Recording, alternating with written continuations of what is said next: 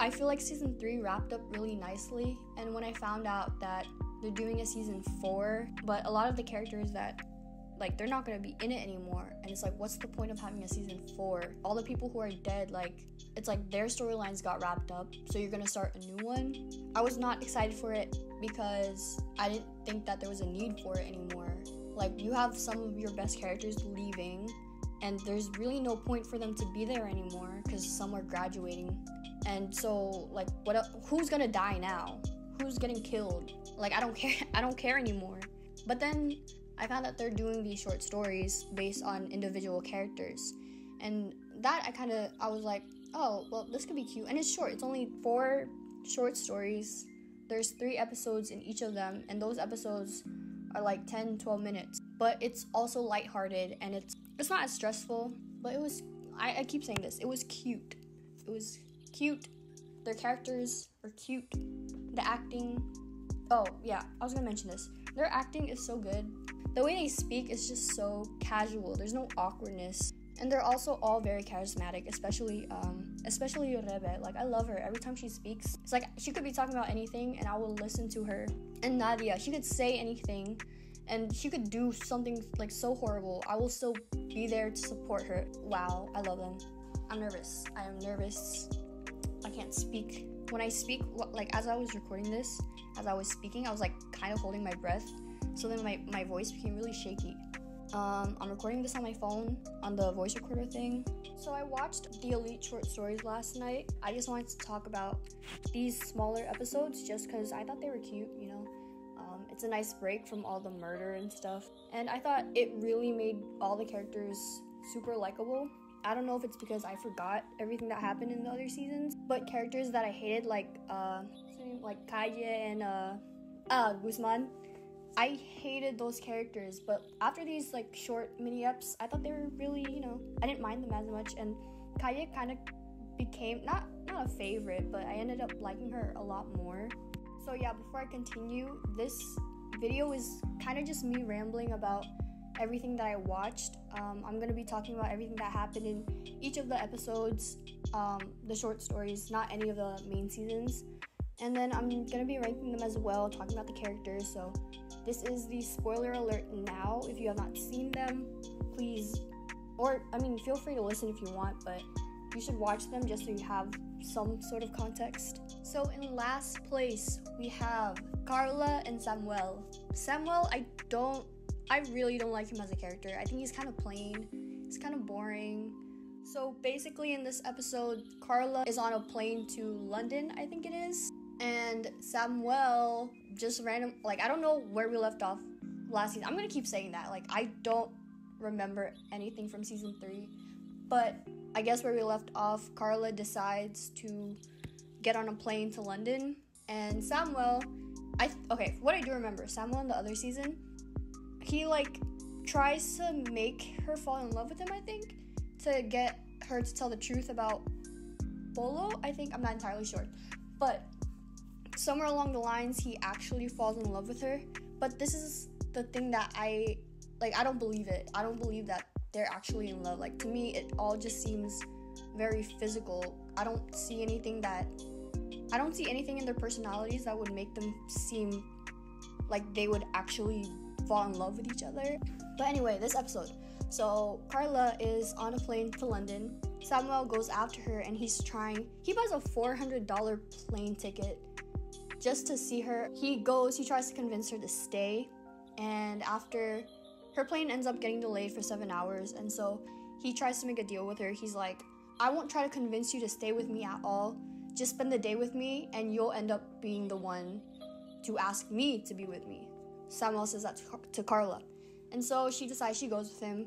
She decides to go to his apartment, and you know, they're about to do the thing, but he wants to talk first. So they have a drinking game, and they each ask each other a question. If they don't want to answer, they either strip or take a drink, I think. And Carla, she's not answering any of the questions. She just wants to get straight to the thing. And so, you know, he's asking all these deep questions like, why did you ask me about the future if you don't think we have a future? Or I forget everything else. But yeah, he's trying to get deep, and getting to the root of like, why can't we be together? Why shouldn't we be together? Stuff like that. She just doesn't answer at all. They spend the night together, and then after, I think he's like, I want to wake up every morning with you and ask you again, do you want to get on that, do you still want to get on that next flight? And I want you to say no. And then so she's like crying, and it's drama, romance and stuff. And then she finally tells him, she's like, can't you see I don't want to get on the plane? Oh yeah, there's also this part where like she tells him like, you're not good anyway, and then he gets really hurt, and it was kind of funny. But anyway, yeah, so she ends up staying for a week, I think, and then he goes to his job as a waiter, and she's trying to tell him like, I will help you, I will pay for your tuition, I think she said, so you don't have to work. And he kind of gets offended. He's like, I don't want to take your money, you can't buy me. And so she gets mad, I think, and she leaves. And then he goes home thinking that she left. And so he leaves her like 3 voicemails, all angry and stuff. And like, I'm sorry I went to you at the airport. I apologize for making you stay with me. We were never meant to be together, blah, blah, blah, blah, blah. And then she ends up walking through the door, and she was like, yeah, I was just at my parents'. So they have dinner, and it's mad awkward. And they're eating sushi and stuff, and they're like looking at each other, kind of weirded out, and they both know that it's not gonna work at all. So then after they fall asleep, she's still awake, and she leaves him another voicemail, and it like zooms in on her face, and she gives this monologue about love and how they can't be together. And then she leaves. She goes on the flight, and she goes, I'm assuming she went to London. And then he's just there, and it ends with him listening to her voicemail. My thoughts, this is my least favorite, for the main reason that I don't like either character. I don't like Carla, I don't like Samuel. I just think they're kind of bland. I'm not as invested in the relationship as I am with Nadia and Guzman. It's just, they don't feel right together. Oh, also really randomly, in the airport, Carla's in the airport with heels and a peplum skirt and a jacket that doesn't really fit her well. I feel like it kind of looked cheap. It's really nitpicky about the show, but it was so distracting looking at her walking to the airport in like 10-inch heels. Like, do what you want, but the thing is, it doesn't even look good. But anyway. Carla's pretty, don't get me wrong, she's really pretty, but the relationship is just, and I don't like those couples that are kind of back and forth, like, oh, I want to be with you, but I don't want to be with you, but I do, but I don't, but I do. I hate those back and forth type of, because it's just frustrating to watch. Like, at a certain point, it's like, just move on. In third place is Nadia and Guzman. Now, this episode, it was so cute. Like, I really do love them together, but it's the same thing with the Carla and Samuel episode where it's another back and forth. At the end of season 3, Nadia gets on a plane to New York, and that's where we are in this episode. She's in New York, she's going to school, living her life, and Guzman is still in, where are they? In Spain, I think? They're still in Madrid. It opens up with Nadia on the phone with Omar, and he's telling her that their sister has invited them to a wedding. And in the other seasons, they talk about her sister. They don't really show her. They just say, like, she kind of left. She ran away from home, and she was kind of a disgrace to the family. But now she's back. She's having a wedding, and she's inviting Nadia and Omar and their entire family. But Nadia doesn't want to go because she doesn't want to see Guzman. So she tries to hatch a plan with Omar, and she's like, on the 6th to the 11th, I think it was, or 6th to the 9th, which is when the wedding is, she's telling him, take Guzman on a camping trip with okay, I'm afraid to say these names because I feel like my accent is gonna be so bad, but take Ander and Samuel and go to like camping or whatever, so she doesn't have to see him. And so he tries, like, he's at the bar with Guzman, and he's saying that he bought a plane ticket to New York to see Nadia and surprise her, and it's on the 6th to the 9th when the wedding is. So then Omar eventually tells him, like, oh, that's not gonna work because there's a wedding and Nadia's supposed to go, but Nadia doesn't want to see you. Guzman later calls Nadia, and he's telling her, like, I got a plane ticket to go to New York. And she's like, oh, like, he could see that she's not happy. And so he gets kind of offended, like, why aren't you happy? And then he tells her that he knows about the wedding and how she didn't want to see him. And so eventually they make a plan. She's still going to go to the wedding, but they're not going to see each other in person. They're just going to be on the phone. And the reason why she didn't want to see him is because she thinks that once she sees him, she's not going to want to go back to New York. She feels like Guzman is kind of holding her down, and she said that she doesn't want to feel so good with him because she's afraid that she's not going to come back. So anyway, now they're at the wedding, and they're in the bathroom with, it's Nadia, Omar, and their sister, and she's kind of giving her advice. It's normal that the love is going to fade away. If it happens, then it happens, type of thing. So you might as well just go see her. Nadia finally decides that she's going to go see Guzman. He's like at the bar just waiting there, and the bartender's like, you got stood up, huh? But then Nadia ends up calling him. He turns around and then he sees her, and then they're like tearing up a bit because they see each other, but they're just standing there not doing anything. I'm like, run to each other, like jump in each other's arms, do something, because they're just standing there for a good 5 minutes. Eventually they walk up to each other, and it's kind of awkward. And then she starts telling him, like, I want you to be charming but not too charming. I want you to be nice but not too nice. I want this date to be good but not great but not bad. And then he's like, well, so what do you want me to do? And she's like, I just want this date to be average. He's like, why? And she said, I don't want to have such a great time that once I go to the airport, I'll just cry. For the time being, he kind of goes with it. He tells the waiter to set up this picnic area for them outside the restaurant. And so they go. They start arguing again. He had an eyelash, I think, and then she removed it, and she said, make a wish. He says, I want this to be the most amazing date ever. And then she gets kind of disappointed, and so he gets angry that she didn't want to have a good time with him. And then he starts questioning, like, do you actually want to be with me? So then she gets kind of upset that he kind of doubted her, and she leaves, and now he's just there. Eventually they see each other again.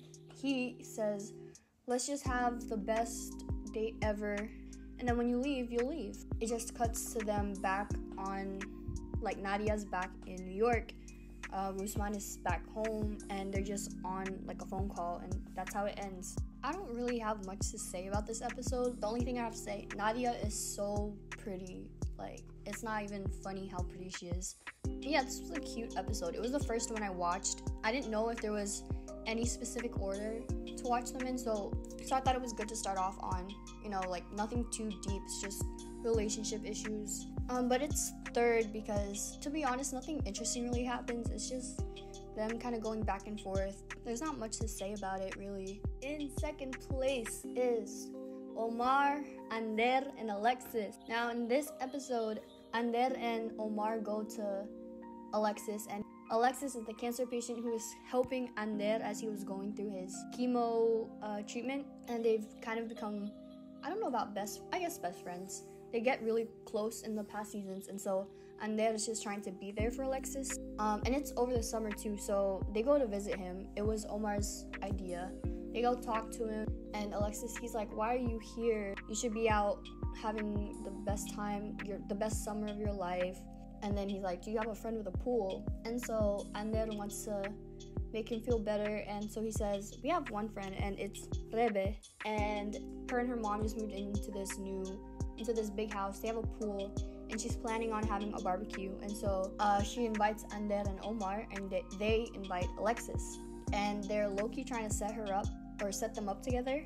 So fast forward to, like, from the hospital to Rebe's house. They introduce them, and Rebe is kind of like iffy about it, because she's like, how do I even speak to him? Everything that I'll say to him will end up being so negative. But they're saying, no, it's fine, just try and make him happy a little bit, He's sitting there at the pool. She goes to introduce herself. She's like trying to ask him all these things, and then he ends up revealing to her that he's dying in 2 to 3 months. Like, the chemo is only making everything worse. And then so she's like, okay, do you want to sleep with me? And then he's like, what? No, you don't have to do that. That's how they leave it. It's like awkward and stuff. And then she leaves and she tells Ander that he's going to die and he doesn't want to believe it. And then Alexis kind of just goes into the pool. Ander jumps in to save him and Alexis gets mad and he's like, you don't have to do this. Why are you here? The only reason you're with me is because you feel guilty having beaten cancer and I'm still suffering. Alexis is kind of mad and he leaves, and then the next day he's back in chemo and it's supposed to be his last day. Like Alexis, he's gonna tell the doctor that he wants to end his treatment because it's not really doing him any good. Ander goes to him and he's like, I'm not gonna try to convince you not to do this. I'm just gonna be here, in case you want company. Ander is just with Alexis as he tells the doctor, and it's basically them saying goodbye. And Alexis is like, he ends up having this speech at the end of it, like, I want you to live your life the best way that you can. And so he tells Ander, like, close your eyes. I want the last image of me you see to be me smiling and happy. And so Ander closes his eyes and Alexis leaves. And that's basically it. So this episode it made me feel a lot more than the other two. Like the other two, I was like, oh, like I didn't hate it, but I didn't love it either. But this episode, I thought it was more interesting than the other two. I liked that we got to see more of like Ander's goofy personality, I guess. Like at one point, he kind of tells Alexis like, yeah, I'm sleeping with your mom. Because the other episode, he was really getting on my nerves. In the other seasons, I think. He was really getting on my nerves. I know he was in chemo, I think. I forget if that's exactly why he was feeling some type of way, but it was so aggravating seeing him, like, the way he treated Omar, but I think he was doing that to protect him or, like, kind of push him away. I like that he's a bit more open and friendly and stuff, and I like that he's having more fun with Omar, and, they're good. Life's good, I guess. The only thing that I'm kind of tired of is, like, when they use sick characters just as a stepping stone for everyone else. All Alexis's character was to be there to serve as, like, someone helping Anders in his character development. Yeah. And then die. Like, just not really be his own person. Just someone that helped Ander, and that's it. And we don't really see much of his own life, but I guess it's just because he's a minor character, but it's like all he was a cancer patient and nothing more.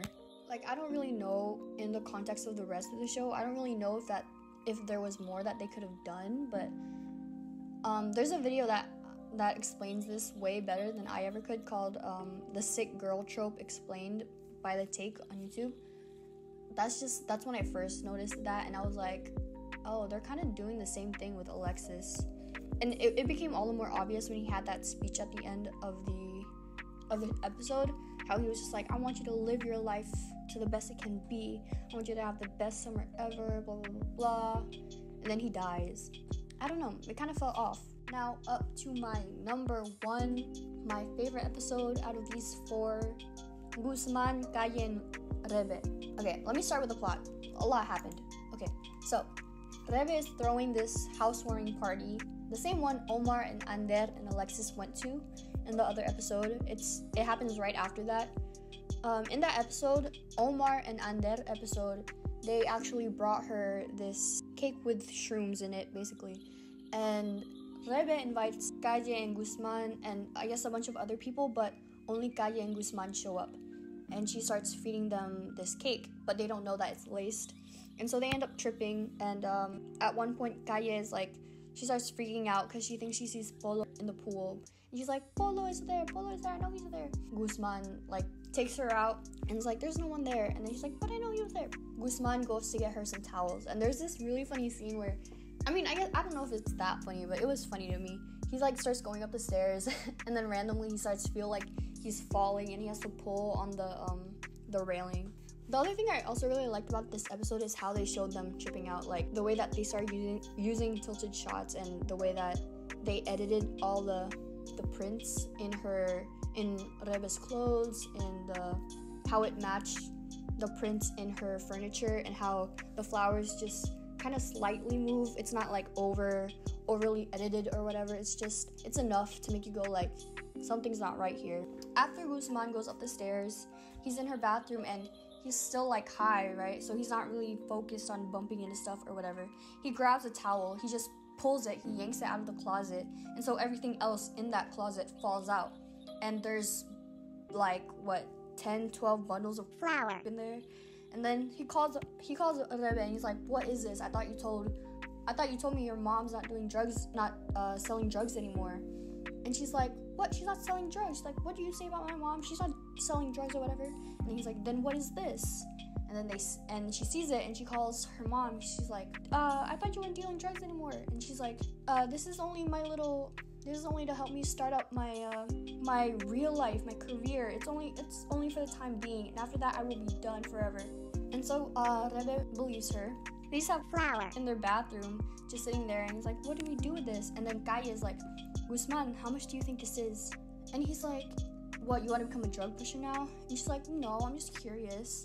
After that whole thing, they see two guys with guns outside their door, and they're looking for her mom, and they assume that they're there for the flower. And so the whole episode is them just high out of their mind, trying to figure out how are they gonna escape. They're trying to like close all the lights, and Gaia is still freaking out. She's like, I'm gonna pee my pants. Rebe's like, what? You better not pee on my carpet. And she's like, oh, too late. And then Guzman is like, you didn't pee. There's no carpet anywhere. What are you talking about?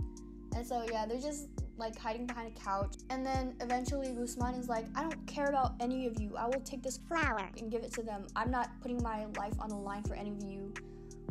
So he runs to get the flower and he's about to like throw it outside, and then Rebe pulls a knife on him and she's like, you're not doing that. That is me and my mom's livelihood. We need that. And then he's like, no, I don't care. And then Gaia then decides to pull a knife too. And the reason is not because she wants to stop Guzman, but she's like, it's like an epiphany for her. Like, I'm doing this for sisterhood. I'm doing this for sisterhood. And Guzman is like, put the knife down, no. And then Guzman decides to just run at them because he thinks he's gonna run through them. But then Gaia ends up stabbing him. And then Gaia's like, oh my gosh, no, I didn't mean to do it. I'm sorry, I didn't mean to do it. And then Rebe is like, again, another dead body. We already went through trials. I'm so tired. I don't want to go through this again. And then Gaia pulls the knife out, and she just ended up stabbing the bundle of drugs, and Guzman's not hurt at all. Gaia is trying to steal the flower. They start arguing about who's gonna take it. And then all you hear is a crash, and it cuts to the two guys because they're now inside their house, and they're just looking around and stuff with their flashlights and their guns. And then they hear like all the commotion. They look in the corner, and they see Gaia just like in the dark, like bent over with a knife in her hand. There's like flour and blood all over her, or what we think is blood. And she's just shaking. She's like, what happened? I didn't mean to do it. And she's like calling for her mom. She's like, Mama, I need you. I want you. It pans over to Guzman and Rebe on the ground, and they're also covered in blood, quotation marks, blood, also dusted in flour too, just on the ground, and the bundles are like spilled everywhere. There's blood everywhere. They're like holding hands or whatever, and they think that Gaia killed them, and so they run out. Kaia's chasing them off with a knife. And then Gaia comes back, and at this point I thought that she was gonna like break character and be like, oh good, they're gone, you know, but no, she ends up continuing. She's like, Mama, I want you, Mama. And then she's like still waving the knife around, and then she ends up sitting and she starts crying. And then both Rebe and Guzman, they stand back up, and they're like, what just happened? They're like breathing hard. And then Guzman's like, I'm never coming to your house again. And it turns out like that blood was the nail polish. They like knocked over Rebe's like crate of nail polish all over them, and I don't know if it was an accident or if they planned it. I still don't know, but it ends with them just like partying and drinking, just the three of them, and I thought it was cute. So that really was my favorite episode. It's funny because I thought this episode was gonna be my least favorite. The main bio was basically it was just saying that Guzman, Gaia, and Rebe are partying, and that's it. It doesn't talk about the drugs or whatever. So the only reason why, like, I really was gonna end up skipping this, but the only reason why I watched it was for Rebe. Like, she's honestly one of my favorites. I say that about a lot of them, but she really is. She's like really confident, really funny, you know. The only thing I don't like about her is how she fell in love with Samuel. Like, I will never understand that, but I just love how carefree she is, how she's kind of like, she can be friendly with anyone, she's not scared. Also, Guzman, I'm still like, I don't mind him, like, I tolerate him, he's okay, I guess. He's nicer now and stuff. Same with Samuel, he's more interesting than Samuel, I guess. Gaia, I really hated her. Like, I don't know what it is about her, but like, when she first joined, before we even learned that she was lying and everything, she just seemed so, I guess that's why she seemed fake before we found out she was actually fake. And then, like, I just didn't like her from the moment I saw her on screen. I don't know what it was, but then we found out she was lying, and that just even more, like, I just did not like her. And then she helped Polo, and that even more, like, what are you doing? And the way that she yelled at her mom, like, I don't like characters in movies who are mean to their parents for no reason. I hate that. But, so yeah, I just really didn't like her. And I don't know if it's because I forgot everything that happened in the other seasons, but I kind of, like, she's a fun character. Like, I don't mind her anymore. Maybe it's because they made her a comic relief. They're all really good actors, like, literally all of them. And it was just funny watching her, and I guess it's because when she started talking about how she lied in school, how it all started, and how it was basically because everyone was falling for her lies that she started lying. I was like, oh, I guess that makes sense. People kind of encouraged her in a way. I need more of this kind of stressfulness. The type of stress that they're stuck in a bad situation, but you know that they're gonna get out just because. It's like buddy cop films where they're caught in some gang's hideout or whatever, and they're trying to escape, but you know that they're gonna escape because it's a comedy. They all seem to have good chemistry, like the three of them too. It's like, I liked how Guzman was kind of a parental figure in a way. Like, he was the one saying, like, why are you doing drugs? Why are you doing this? Why are you doing that? We should be doing this. We should be doing that. I think that's pretty much it. If you made it this far, thank you very much for listening. I ramble a lot. I feel like a lot of the things I say, even if you had watched it, might not make sense. I feel like when I'm speaking, I kind of ramble and I just rush and I start mumbling. I'm trying to enunciate or whatever. I say whatever a lot. I say yeah a lot. I say I don't know and I forget a lot. But I will fix that in the future. I am nervous. Hopefully in the future I won't be nervous anymore. Tell me any more shows that you want me to talk about, because I'm watching a lot. Like, I finished Attack on Titan the other day. Well, not finished, but you know, I watched the final season. That's very long. I don't know if I could talk about it. But if you want me to, I can try. I finished Danganronpa the other day too. What else? Maybe after I watch Elite Season 4, I'll talk about it. Thank you for watching, and I hope you have a great day. I appreciate you. Thank you very much.